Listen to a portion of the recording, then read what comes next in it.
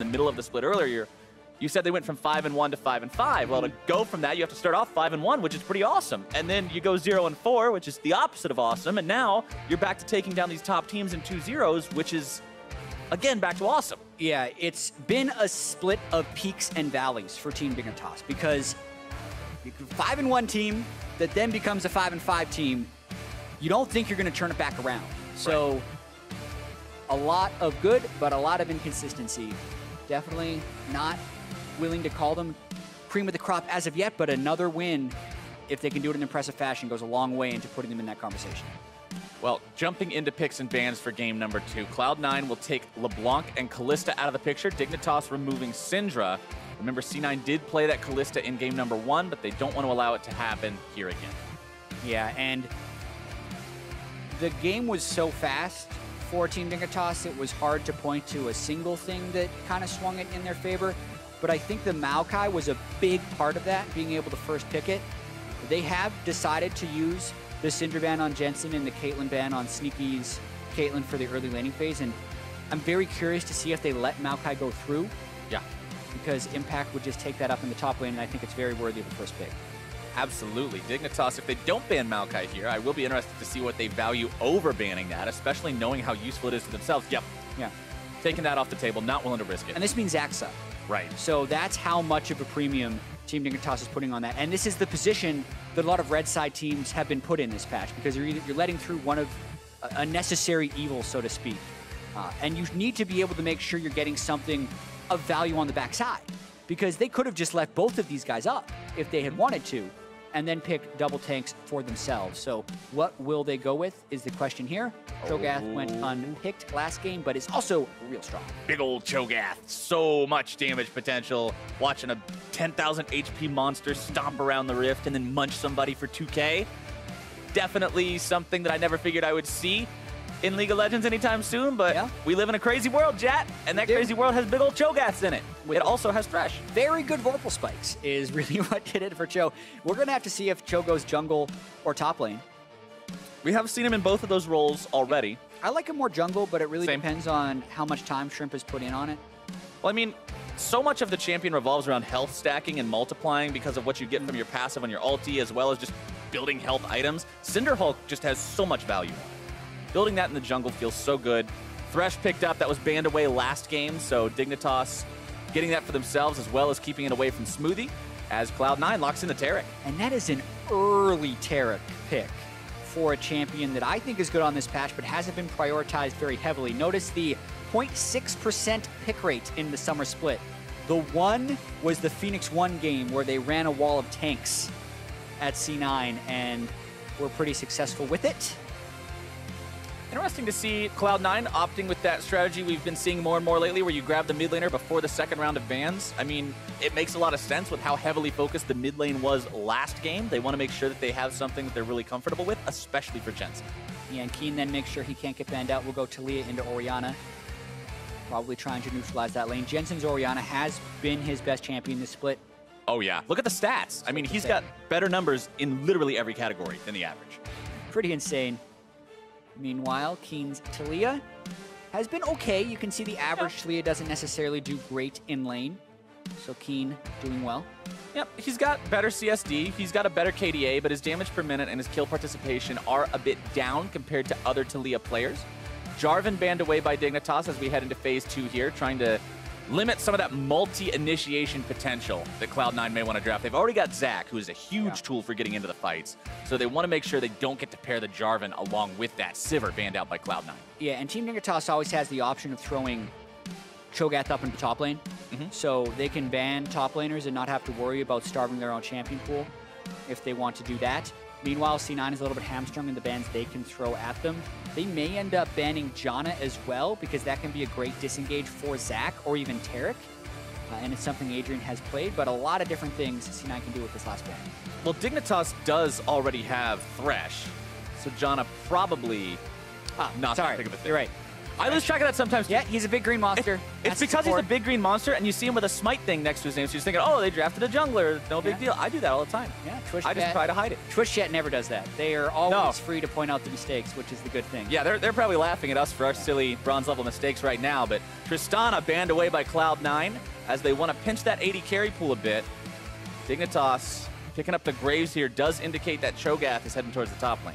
Yeah, and it's similar to what Team Dignitas did yesterday, where they did Graves jungle with Maokai in the top lane, so huge tank top, and then trying to get more damage out of the jungle. We've even seen Blade of the Ruin King Graves to try and shred through tanks, but we don't know if C9 is going with tanks yet, and we also don't have reliable CC on Team Dignitas' side.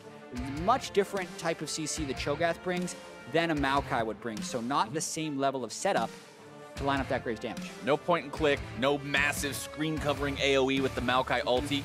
Cloud9 will go ahead, draft the Varus for themselves, so adding some more CC to this team. The Chains of Corruption. One left to pick, though. They've still got to find themselves a top laner in here. Something that can deal with that Cho'Gath. Yeah, that Camille and Jarvan were banned away, things that somebody doesn't want to play against. They can, with reasonable certainty, know they're playing against it here. Shen hasn't been that good into tanks. No. But it would increase their kind of all-in dive potential if they're going in with the Zac, and it's something Impact is really experienced on. The one thing you've also got to be concerned about against Cho'Gath is Shen. He has two different ways on basic spells to stop your ultimate from going through. So you really have to be completely away from him when you channel that, since Feral Scream and Rupture both do the job of interrupting it. Ooh. Okay, Dignitas bringing out the Twitch. Yeah, well, we know that there were a lot of 80 carry bans. 5 80 carry bans, and doesn't want to do Jhin against Taric, Zac, Shen. So pulls out a hyper carry. Team Dignitas has been able to neutralize early games in order to get the items. And I think Twitch is good with Thresh, generally speaking. The Lantern can definitely help. The fact that he doesn't have a huge amount of mobility on his own, but still not reliable CC for Team Dignitas. If they get the right setup, the Twitch can be spectacular, but they're going to have to land their skill shots. Exactly. Twitch just needs to be able to get that free firing time, be that hyper carry. But I am glad to not see them lock into Jhin. We have seen Jhin picked into like multiple tank comps a couple of times already, and it just doesn't feel good at all, really. So opting away from that and instead adapting. And the adaptation from Dignitas is another thing that I've really enjoyed watching recently. This team, I was talking about it earlier, I think with Azael, about how a lot of times when you see a team that's around the middle of the pack, if they're playing up against another middle of the pack team or even a top team, sometimes they'll just play reactively the entire time. They'll just say, okay, how can we respond to this? How can we stop this from getting out of control? But Dignitas just seems so decisive these days. They seem like they really have a game plan and they're sticking to it. And that's a lot of fun to watch. Yeah, and it's not like they're just drafting off the tier list, because you look at these team compositions and they are completely unique to the Game 1 champions. 10 new champions in this game. Well, here we go. Second round between Dignitas and Cloud9. C9 got to find the win here if they want to keep this series alive. Otherwise, Dignitas will take another 2-0 against one of the usual top contenders in North America. Granted, they might not be at the top of the standings right now, but still one of the teams that's in viability for playoffs. And if Dignitas can go through the back end of Summer Split here and just 2-0 all the people they might go up against in playoffs, that's a really good omen. It's such a statement, and it would give them so much confidence. And yes, C9 is on the lower end of the playoffs right now, but they've been to the finals 2 splits in a row with pretty much the same roster. You expect C9 to be up there at the end of the splits just based on their reputation. You think they're going to be able to pull it together. See if they do an early invade here with the Taric. Taric's stun can be very good at level 1. It's been recently buffed to do 100 damage at rank 1. Yeah, the base damage on that thing is insane for the first level, especially if you end up getting into a situation where your opponents would face check you during the level 1 and he gets it off onto multiple people. It's just a nightmare. So very understandable why Dignitas doesn't want to try anything cheeky moving into Cloud9 territory as at the beginning of this game. Instead, just taking defensive positions, throwing a couple threaded volleys in there. They walk up to the bush, but they've zoned their opponents away enough to not be in danger. Keenan walked up pretty close there. Would have been in danger of a stun if C9 had stuck around. They did not, though. Dignitas thinking maybe they can find something here in this tri-brush. It's not warded just yet, so Cloud9 giving the leash. We could see a late invade here by the bottom lane. They're trying for a super leash on Zac. And Team Dignitas just wants to push him back. They're hoping to just reset the red buff rather than anything else. Really want to stop this super leash, but Contracts moves over in time, finds his way onto it. He'll secure that as Someday gets smacked around a little bit by Impact. Low HP for now, but what you got to remember about Cho'Gath, he gets a lot of regeneration by killing minions. Yeah, but he's going to need a lot more there. I mean, he's got Doran's ring start, and Shen's early trading with his Q will outpace Cho'Gath's early trading with his E. So Impact wanting to play this matchup. Shen not known as a lane bully, but neither is Cho. So if Impact can get a huge lead in the lane here, could really put Someday in a deficit. Big boost in the fan vote for Dignitas in game number 2 after the performance in game number 1. They were at 20-something the first time around, now up to 40, so got some more believers as Shrimp makes the level 2 gank at the top side here onto Impact, getting down multiple auto attacks at point blank range, and you know how bad those hurt when you're up against Graves. Yeah, time the gank to try and relieve some pressure, but Contracts had that super leash. He's level 3. 1 level up over Shrimp, but Zach versus Graves isn't really a 1v1 fight that Zach wants to take in almost any situation. Shrimp getting himself back into his own jungle. Contract still hangs around. Impact using the TP to get back into lane after healing up. Doesn't really have a lot to work with here. I mean, you're still talking about a Dorian Shield and a potion, so the gank came so early he didn't get a good back. Yeah, the question here will be, can Shrimp not fall too far behind the jungle after giving that level 2 gank? Because it was pretty necessary to help Someday out, and it set Impact back a little bit. So Impact was smart enough to save his skill point at level 2 to be able to skill the taunt. But as far as taking trades, you would want to be able to go W second on Shen to block auto attacks in melee versus melee trades. I think that's what Shrimp was hoping he would do. Very nice death sentence on the Sneaky from Adrian. As Contracts, again, shows up into the top side. Taking the gank onto Someday, who flashes away from it, but Stretching Strike will still find the mark. As the taunt comes in from Impact, and Someday is not long for this world. First blood over to Cloud9. Oh, Zach, don't even have to land the E to get that Q onto the opponent. Someday flashed early. That meant the rest of the CC could line up, and both Impact and Contract save flash, so they can do that again. And let's not forget, you don't normally have to land Q either. Just throw it at a minion, then right-click the guy. Right there, forces the flash early, but he still hits the Q, smacks him into a minion, taunt through.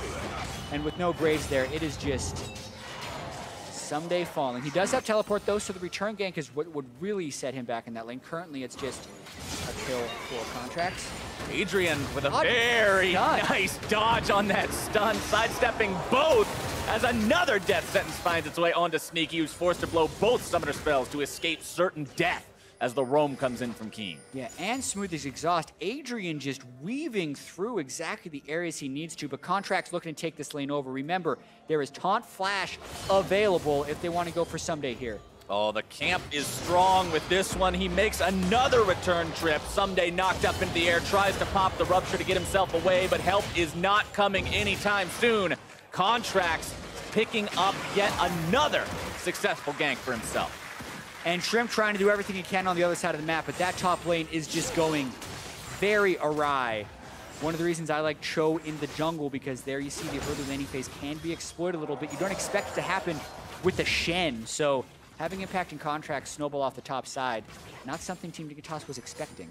Definitely not, and with that Shen getting bigger and stronger, he'll be able to itemize that much more effectively against these heavy auto attackers or the strong mages on the side of Dignitas. However he wants to do this, he'll be in a good spot to be strong in this mid game and have really impactful ultimates. Yeah, already Bomby Cinder completed for Contract, so he's not going to slow down anytime soon.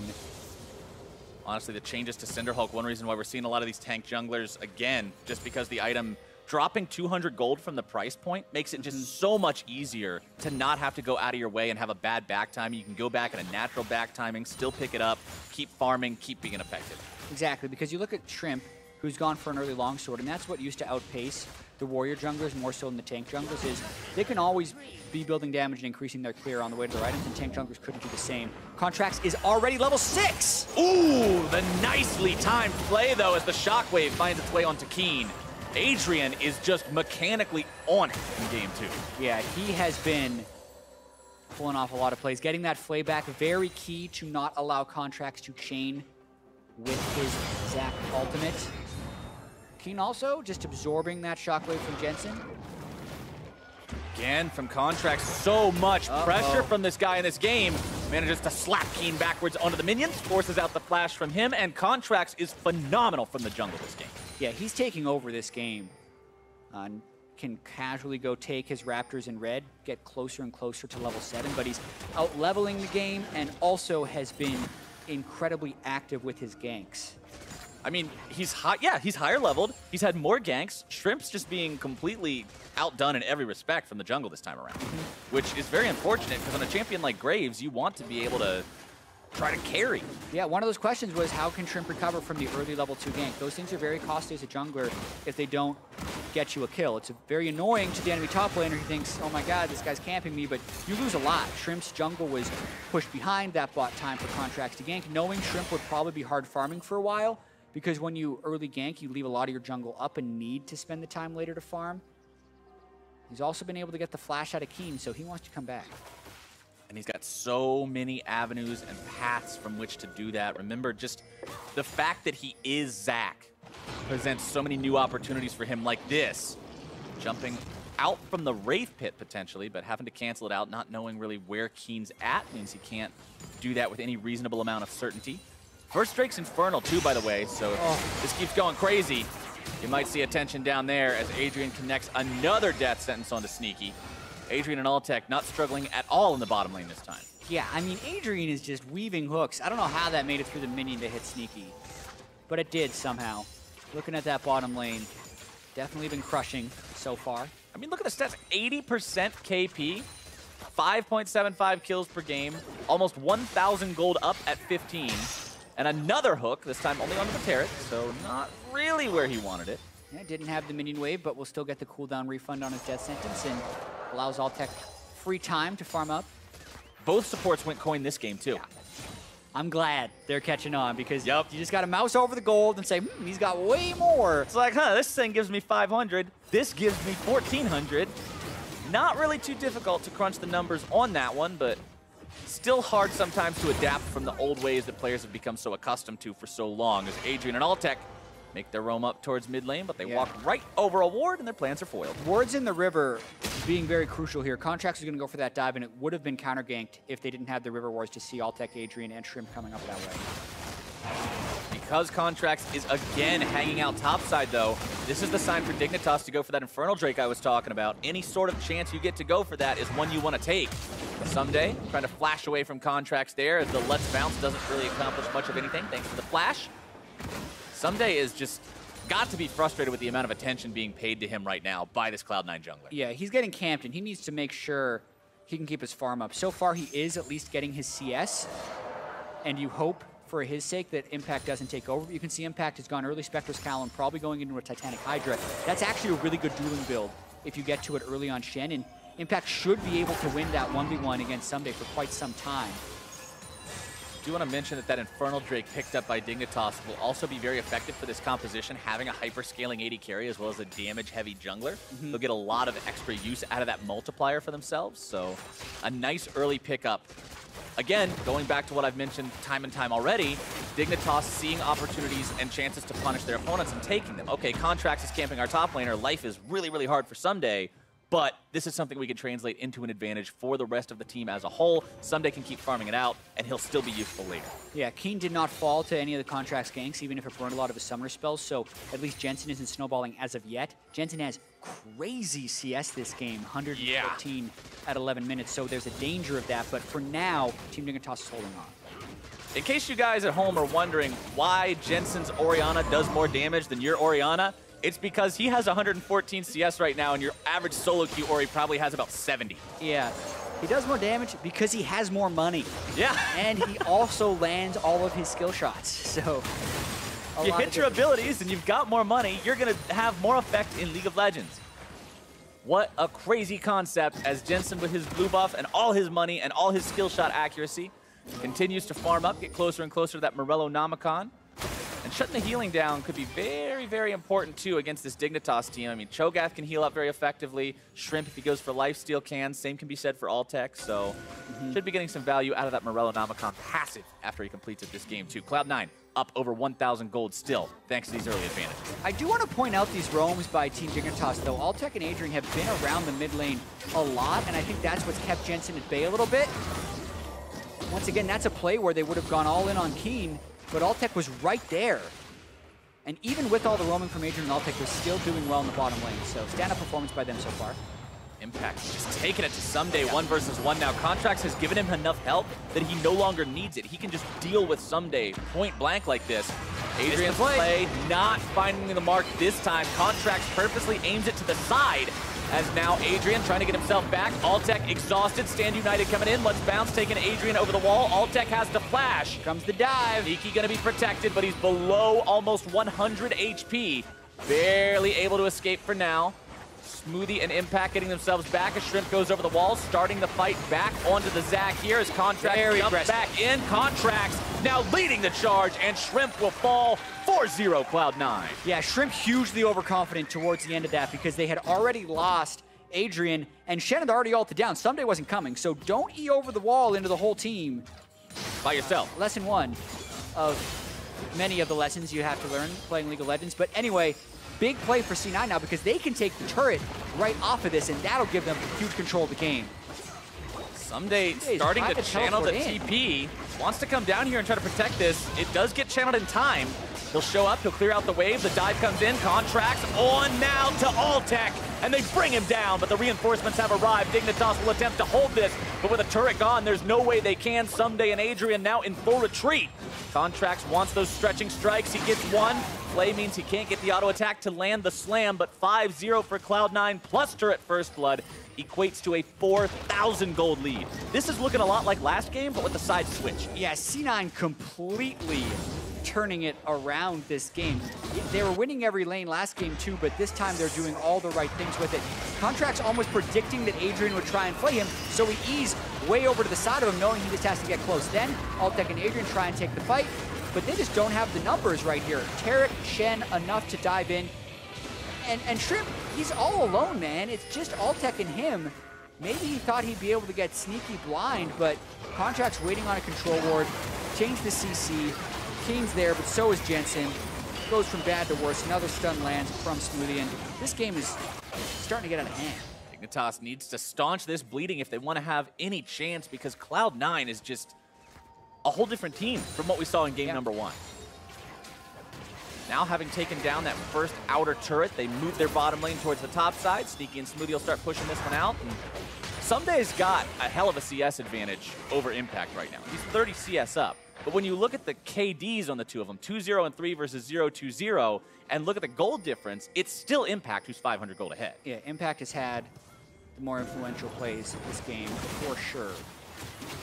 Team Dignitas still unable to find their way onto the scoreboard, and some of this can be attributed to how dominant they were in the first game. Sometimes when everything is working for you in one game, it carries over into the next, and you just think every play is going to work. Things like Someday teleporting into that turret or Shrimp going over the wall just scream overconfidence to me, whereas they are behind this game and they have to change the way they're playing. C9 has changed the way they're playing. They were actually a little bit more controlled in the early game than they were in game one. You didn't see the same type of invades from Contracts, but just executing on their plays and now going around the map trying to take down the outer turrets and make this a quick victory. And Contracts didn't bother with that heavy invade style like you would see from the Kayn. Instead, just going on the Zac, playing this constant ganking champion and being an effector of every single lane has done wonders for Cloud9, who have just adapted so well against Team Dignitas.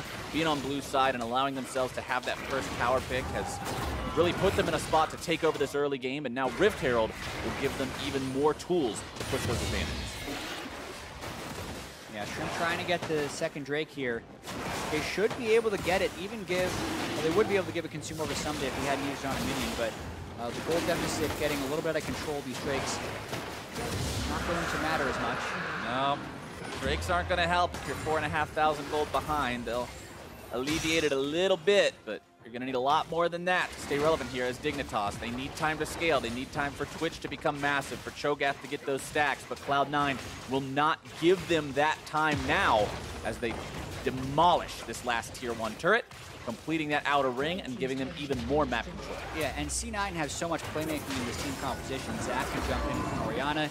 Shen can ult on top of that. You can get the Taric ult to give them invulnerability onto the turret. They have a lot of ways to convert this lead as well. One thing you would want to point out, though, is they, with this control, should have probably had better Drake control, because having an Infernal and an Ocean would really help them snowball this to victory. Still can't really criticize too much, though, when you're 5 kills to 0, 5,000 up, 17 minutes in. 100% kill participation on both Impact and Contracts as well. These two putting in a lot of work for Cloud9 in this second game. Have to see if they can keep it up as we enter into the mid-game portion with all those outer turrets destroyed.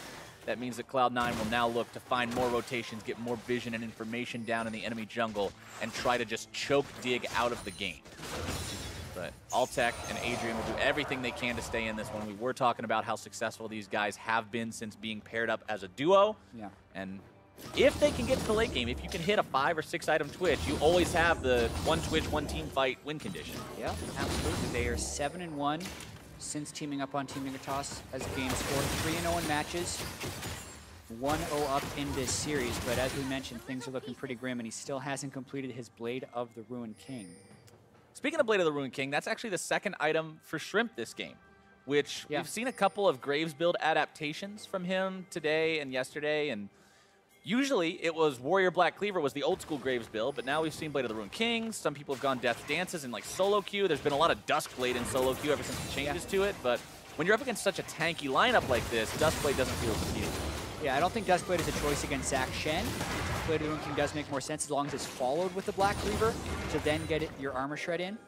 But we're talking far into the future there, and Team Dignitas needs to get out of the here and now. That's sometimes the problem of those builds when you're thinking 2 or 3 items in the future. You just never get to 2. Your eyes are so far towards what is going to be happening 20 minutes from now, you don't notice that everything is being lost right now. As the Rift Herald is summoned in the mid lane, the Tier 2 is the goal for Cloud9, but the Weaver's Wall will not stop Shelly from making her way onto the turret. They're trying to use the ultimate from Taric to keep Contracts alive, and they will successfully prevent that death from coming through as a huge shockwave hits Dignitas. Finding 4 members, the Tier 2 falls. Cloud9 continues pressuring forward, and Contracts will live yet again. Rift Herald continuing to push forward. The eye is exposed. Displacement doesn't go through. Rift Herald does die after only finding a little bit of damage onto that Tier 3, but such a phenomenal ulti from Jensen to shut that fight down. Yeah, it looked like Team Dignitas might be able to turn that until Jensen's huge shockwave makes it so nobody dies, but that's what happened this fight. Weaver's Wall does not stop the charge or the Zac going over, but this does mean Contract doesn't really have help. Squilly is linked with Contract, so he can make him invulnerable while he bounces out. That rupture, pretty critical, could have converted a lot. And then because the turret was still up, C9 doesn't want to follow through too hard. They have to finish off the turret for a while. 6,000 gold, Jet. 19 minutes into the game.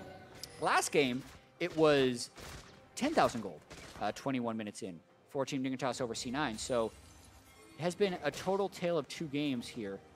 Last game also ended 3 minutes from now. Yeah. So Cloud9, as good as they're doing, I don't know if they'll be able to match Dignitas' clear speed from game number 1, but they are still looking just incredible as a team here in game number 2. Knight's Vow done for Contracts as his second item. So that'll be very useful for keeping those carries alive and allowing them to continue pushing this advantage further and further back into the Dignitas base and taking us towards that game 3 that they want so badly. Yeah. Remember what's on the line for these teams. They both want to make a statement with only a couple of weeks left of regular play in Summer Split 2017. Playoffs are coming up soon. Yeah, I mean, Team Dignitas, 2 wins out of first place. C9, 3 wins out of first place. Even if you're not getting a first-round bye, getting a higher seed in the playoffs is pretty huge. Side selection can be very important in playoffs, not to mention if you're the 3 seed, being able to play against the 6 seed. Really good. We know how deep the top of the standings is this year. You got TSM, COG, Immortals, C9, Dignitas. There's a lot of teams up there. And then, even though NV has shown a lot of big games, they are not considered in the same tier as the rest of these teams. So you'd want the number 3 seed if that means an easier early round matchup. Absolutely. It could be the difference between the ticket to the semifinals or not. Impact continuing to pressure onto Sunday as the mid lane finds itself under siege by the rest of Cloud9. Contracts jumping in onto Adrian there, finding the stun. Smoothly facilitating that one as the death sentence works back onto Contracts, but he is just so tanky. Yeah, I mean, Knights found into Tabi against a Graves who doesn't even have Blade of the Rune King or any armor shredding potential. Not going to be doing much as Team Dignitas, and C9 making the rounds, can still move towards Baron, but I think they want the outer turrets first if possible.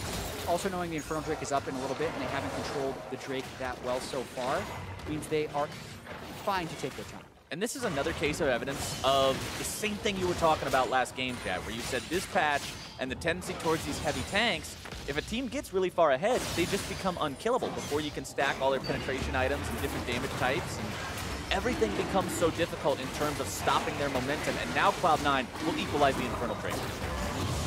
Yeah, gold lead only getting bigger from here, 6,000. Still have to worry about Altec scaling to the late game, but C9 doesn't have to worry too much about that. Oh, very nicely done by Jensen. Still can't quite find the kill because Adrian's there with the save, but Death Sentence won't find the mark either. Adrian loses half his HP to a basic combo from Orianna. This is how big the is right now as Keen gets himself jumped on. Shouldn't be any way out of this one. The stretching strikes come back. Keen somehow still keeping himself alive as the Taric ulti provides some safety for a moment. Jensen grabs the kill onto Adrian, and Cloud9 goes 1 for 0 there. Yeah, Someday even teleported in, had to back away immediately as Impact matched. Now C9 can try and force a 5v4 onto this Baron. They already have control wards and have forced a few recalls. Shrimp not really in a spot where he would want to try to steal it either. Cloud9 in such control with so much damage potential. Shrimp goes in even a second too early. They can just blow him up and shut down any steal opportunity that may be available for Dignitas. Altec wanting to push up, just try to create some kind of thing that Cloud9 has to answer, just buy some more time for Dig. But yeah, this is a one-item Twitch. Yeah, he's not very threatening yet, still farming up, and I'm a little surprised C9 didn't go for immediate Baron priority right there. They were a little bit low. Ooh, that would have been a kill. Oh yeah, would have. Jensen pretty strong here, and 1,900 gold in his pocket, ready to go shopping, but desynced recalls here by C9, and this is a minor annoyance because they are up by 5,000 or 6,000, but if everyone else is going to recall, you need to recall as well so that you don't delay your Baron setup by 20 seconds. Picks up an Idiocy Large Rod and is still walking back with 350 gold, so he's not using that wave that he picked up in the mid lane at all for this next push. It just seemed like he wanted to greed out a little bit, make sure he got all those minions. Yep. But stopping your team from getting that setup, again, it goes back to what we're talking about. You're looking at this guy, you're seeing the plays that he can make on the Orianna, catching Keen out as he rides that wall away, but then Cloud9 not playing completely as a cohesive unit. Contract getting himself caught out a bit here. Taric stuns come in. Protection coming through, the root down onto the enemy jungler, and Shrimp is already out of the picture. Someday grabbing the kill onto Sneaky with the feast. Altec drops though, and Cloud9 is in an awesome position to take this further. Impact making the flash taunt happen. Keen popping the cleanse to escape. Threaded volleys coming back as he kites backwards. Adrian throws out Death Sentence just to get Jensen to sidestep and buy a little bit of extra time. Contracts losing the passive, but the Dark Passage will not save Keen this time. C9 able to get just enough damage in on the backside, and somebody really held on to his feast for a long time. Yes, he finished off Sneaky, but could have delayed the fight a little bit more by getting someone off the table very early. C9 again might think about turning for Baron, but they're pretty low, and the death timers aren't that long yet, 14 Dignitas, so going to be another reset, most likely. Low HP on the tank, Sneaky being dead. Could have been a disaster at Baron, wanted to avoid that. Yeah, so somebody didn't want to feast Contracts early because he had just break into a bunch of pieces and they'd still have to finish him off. But imagine just feasting earlier before he lets bounces. That means Shrimp never gets pulled into the fight and Impact doesn't have the follow-up. He eventually does get the feast, the nice feast onto Sneaky, but C9 still able to win the fight, and Contracts a big part of it. Very difficult to fight from behind for Team Dignitas, and C9 still has all that team fighting prowess with Zac, Taric, and Orianna. Every single fight, Cloud9 keeps coming up with more and more and more. It's just like game number one was for Dignitas. Cloud9 cannot lose their momentum, it seems. Yeah. They're not presenting Dignitas any fights where they're saying, hey, this could be the throw. All you got to do is catch it out. That last one looked like it could have been that way, but Cloud9 still played it better. They were able to come out on top. And now with an almost 8,000 gold lead, 26 minutes into the game, Baron becomes more and more of that realistic possibility you were talking about as they clear out the vision and set up around it. Yeah, I think they should be forcing plays around Baron. I'm a little surprised that they haven't actually stuffed out the game here, because they did have that 5,000 or 6,000 gold lead very early on, and they have so many initiation tools on their team. At this point, they have Talisman of Ascension on Taric. They still have Shen Zach. They even have Varus, who can initiate with his ultimate. They have a lot of things that they should be fairly free to run towards Team Dignitas with. Not a huge criticism, though. They are still up 8,000 gold and 8 kills, only 27 minutes in. Most likely going to close out this game, but leaving the door ever so slightly ajar for Team Dignitas to come back in. Still 100% kill participation on contract Zach as well. This is a champion that we have seen banned so much ever since the rework on him, but now he finally gets to go through. There's enough other OPs to pressure him away from the bans, and Cloud9 is showing exactly why that can be a risky decision when you have a player who can make the most of this champion and the most of that gank power. Contracts flying in now onto Dignitas, again played back by a well-placed Adrian ability. Cloud9 just not even going to sweat it. Still has all the pressure, still has all the momentum, and they move back towards Baron. Yeah, and they can set up this side lane as Impact wins the duel over Someday. Delayed a little bit. I mean, they had Someday's TP down 4 minutes ago, but it's going to be up in 5 seconds, so technically the Shogath can teleport in here if they want to contest. Shrimp would have to move pretty fast if they want to go. Dignitas fires off the Weaver's wall. Contracts stuck in the pit by himself, but can just elastic slingshot his way to safety, not take any more damage from Baron. They do reset the objective. Yeah. Looked like a bit of a split call there. Talisman was popped by Smoothie when they were not able to get close to an initiation. I do want to point out that Someday, with his Gargoyle Stone Plate, could provide incredible amounts of surprise burst in these fights. So you always have that sort of what the hell factor in terms of losing 1,500 of your health all at the same time. I don't know if it'll exactly be that high. Yeah, it doesn't have a huge amount of bonus health yet, so the Stone Plate would take his Feast at this point from 600 to about 750, so not a huge burst of true damage from the Stone Plate alone on Shogath yet. Has no Warmogs, only 7 Feast stacks. Not yet level 16, that'll boost him up a little bit. Still always something to keep in mind if you're Cloud9. It can be very difficult to play around that instant amount of damage, but as long as they can kite the Cho'Gath around and properly control him with this massive tank line they have, they should be able to avoid that fate. Hurricane also done for the Twitch, getting closer and closer towards that teamfight prowess. But if you look on the opposite side of the board, Jensen with a Rabadon's Death Cap, Leandri's Torment, and Umbrello Namicon, QWR, Altec dies, Keen dies, Shrimp dies. Sometimes even just QWE with that much damage on Ori versus the level 13 Twitch. The Knight's Vow will help a fair bit, but since Thresh is ranged, the damage reduction and healing from Knight's Vow is halved, so not the same type of item on Thresh as it would be on other melee supports. Dignitas has just not had an ounce of control this entire game. No. They have been on their back foot from start to finish ever since that gank failed for Shrimp topside, like you mentioned. He lost that tempo early on in the jungle. He hasn't been able to affect the game at all. The lanes fell behind. Contracts did a lot of work. And now they're trying to finish off these remaining tier 2 turrets, pushing towards those as Contracts tries to make the dive. Keen getting caught out a bit here, bursted down, flashing away. Exhaust is out. Stun does not find its way into the fight here from Smoothie, who will flash away, keeping himself safe. TP channeled. Someday wants to join the fight, but it's going to be canceled by the turret falling.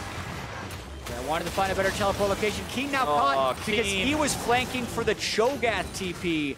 It all goes wrong at the end there for Team Dignitas. With the enemy mid laner down, this should be a great opportunity for Cloud9 to head towards that Baron you were talking about as well. Taking the enemy red buff on their way out. Someday and Shrimp moving up, thinking that they probably lose the game if they give the Baron up here. Yeah, they have one Farsight totem left, but it's on a dead Keen.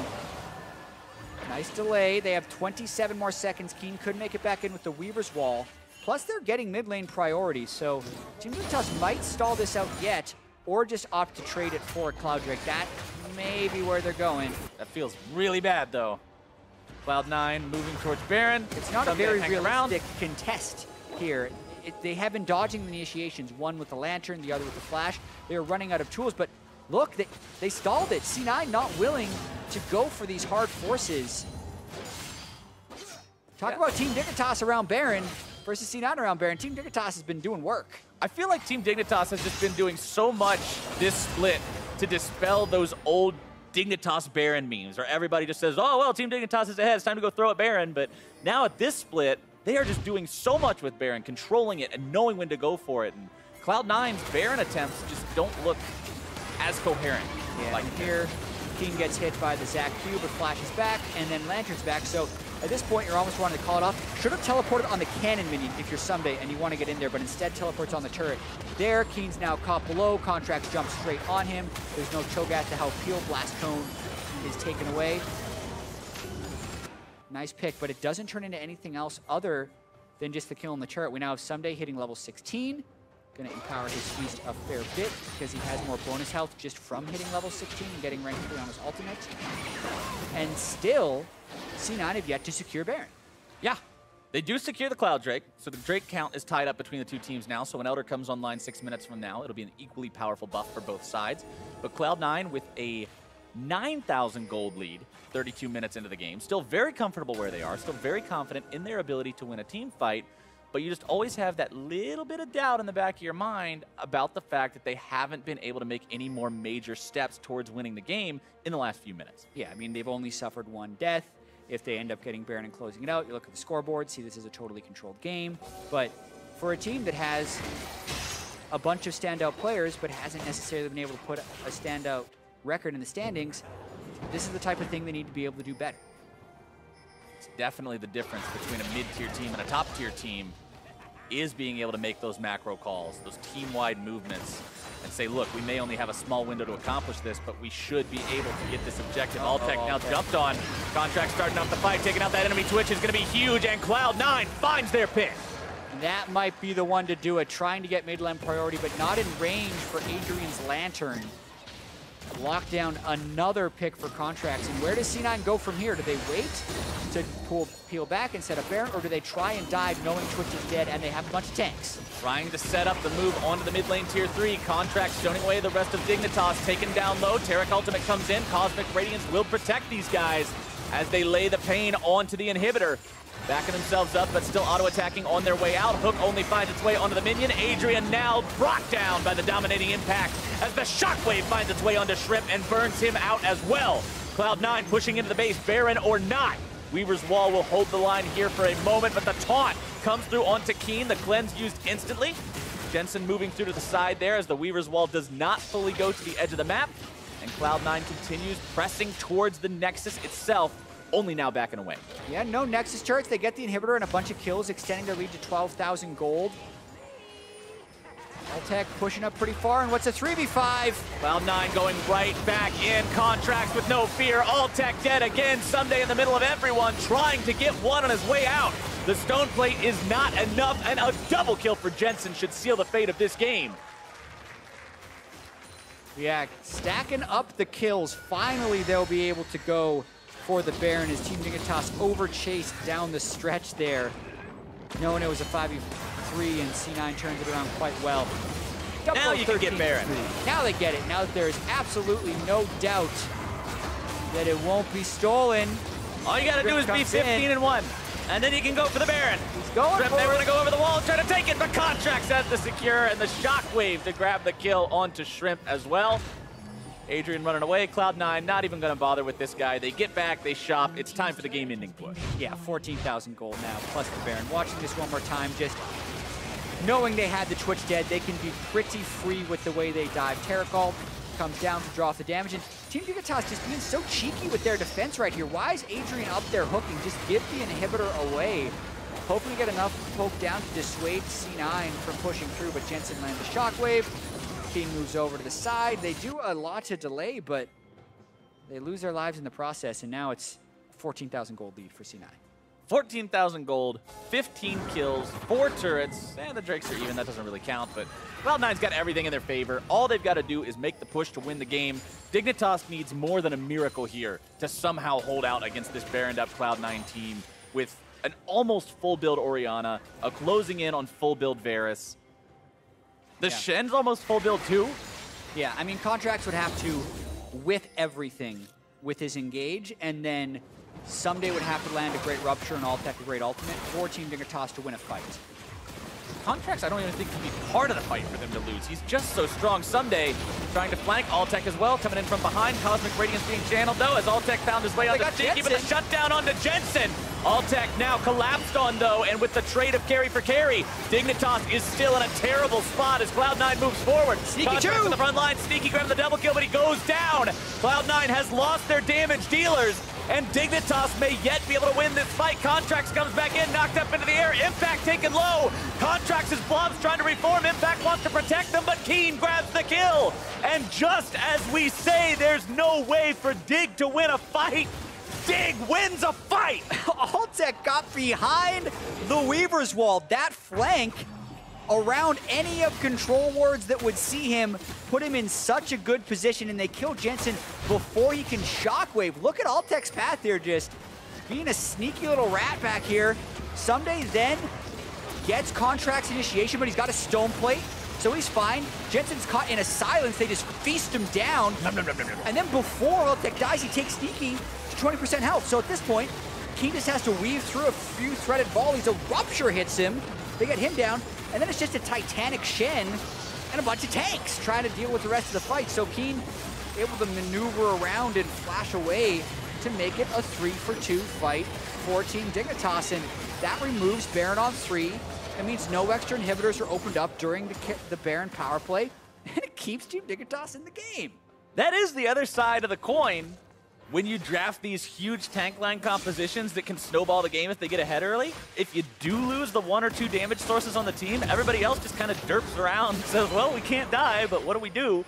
Oh, Shrimp may be in some trouble. Adrian are in a fair bit of trouble. The teleport is canceled. Impact better run, Grave. From the other side. Impact top side in a 1 versus 3 as Altec and Keen and Someday will find the damage onto him. They'll trade Shrimp away for it, though. Another shutdown goes the way of Someday, who gets his num in there and gets another stack for the Cho'Gath ulti. Yeah, Dig going for the Elder here. Looks pretty uncontestable with Shrimp being down. This will be 2.5 minutes for C9 to try and play around it. Altec is trying to be, or sorry, Adrian is trying to be cheeky on Thresh. Stealing away those Krugs. Is he really stealing away the Krugs? Like, no, he wants just, to recall, but the Krugs are stopping him now. Harassed by them. Yeah, and now he's going to get spotted by a ward on his way back. He just doesn't want to get seen during his recall. Baron power play, negative 637 gold.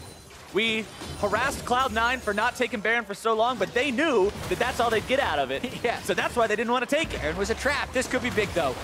Keen jumped on here by Contracts. As the death sentence comes in, Altec opens up, but Cloud9 has already taken down the tier 3 turret with that Elder Drake buff. This is a very scary prospect fighting these guys. Wants it. The tanks do damage with this buff alive. Cosmic Radiance is out. Dignitas loses 2, and Cloud9 going for the game win here.